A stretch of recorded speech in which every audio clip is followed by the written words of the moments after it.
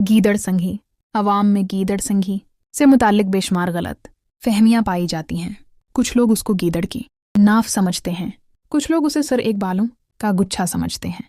कुछ जोगी इसको एक ऐसे गीदड़ के सर पर निकलने वाला सींग बताते हैं जो कि एक लहरी के बराबर होता है और पहाड़ी इलाकों में पाया जाता है, जिसको तलाश करना भी जुए शेर लाने से कम नहीं।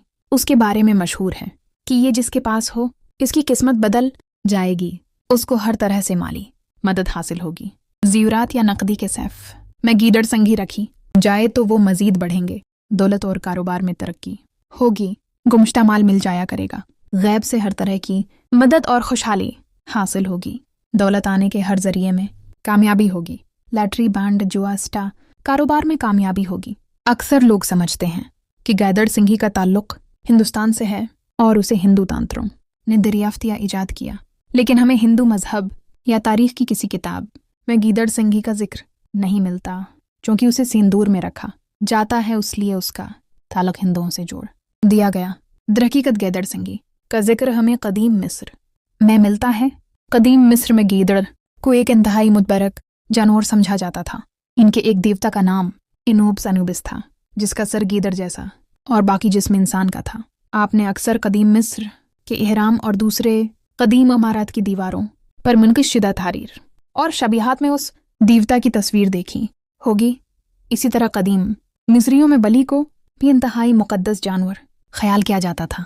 मिस्री लोग गीदड़ संघी निकालकर हनूत कर लेते थे और फिर एक ख़ास मरतबान में रखकर अपने खजाने में रखते थे। इसी तरह ये रस्म चलती हुई हिंदुस्तान और तमाम दुनिया तक भी पहुंची। ज़माना कदीम से लोग गीदड़ संघियाँ हनूत कर लेते थे। राजा महाराजा और बादशाह उसे अपने खजानों के दरमियान रखते थे।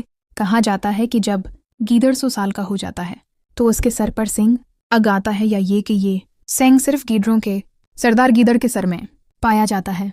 लोग इस चीज़ को बहुत मनतें करके जोगियों और मिलंगों से खरीदते हैं और ख़रीदते वक्त उस बात का ख़ास ख्याल रखा जाता है कि ये जिंदा हालत मैं हूँ, और फिर बड़े प्यार और इज़्ज़त से सिंदूर और खुशबू वाली एक छोटी सी डिब्बी में रखते हैं।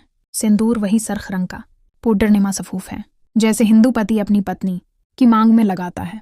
सिंदूर एक केमिकल होता है जो उसे कीड़े लगने और गलने सड़ने से महफूज रखता है। लोग इस गीदड़ संघी का बहुत ख्याल रखते हैं और पाक साफ होकर उसके नज़दीक जाते और उसको हाथ में पकड़ते हैं, क्योंकि जोगी साहब ने उन्हें बताया होता है कि अगर नापाक हालत में उसके करीब जाओगे तो ये मर जाएगी, या इस वजह से आपका बहुत बड़ा नुकसान हो जाएगा। असल में गीदड़ संघी वाकई गीदड़ के सर खोपड़ी से हासिल होती है। ये बिल्कुल जल्द के नीचे मौजूद होती है और उसे उसके सर से काटकर अलहदा कर लिया जाता है। इसीलिए इस चीज़ के गरद बाल भी मौजूद होते हैं। गीदड़ संघी कैंसर ज़दा ट्यूमर सील्स हैं जो कि गीदड़ों के सर में एक बड़े दाने की तरह भर आता है, जिसमें थोड़ी सी सख्ती भी आ जाती है। गीदड़ के सर से अलग होने के बावजूद उसके बढ़ने की 2 वजूहात हो सकती हैं। एक, पहली वजह ये कि कैंसर वाले सील्स उस सिंगी में मौजूद होते हैं जो कि एक दूसरे को खाकर बढ़ते रहते हैं, जिससे महसूस होता है कि गीदड़ संघी बढ़ रही है।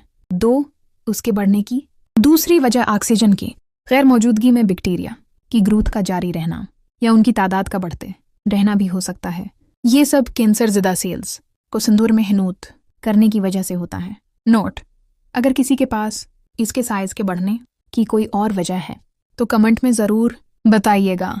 कुछ भीख मांगने वाले जोगी और स्पीरे भी लोगों को गीदड़ संघी के नाम पर चौना लगा जाते हैं। सोचने की बात यह है कि अगर गीदड़ संघी फ़ायदेमंद होती तो वो खुद खुशहाल होते और दरबदर भीख न मांग रहे होते।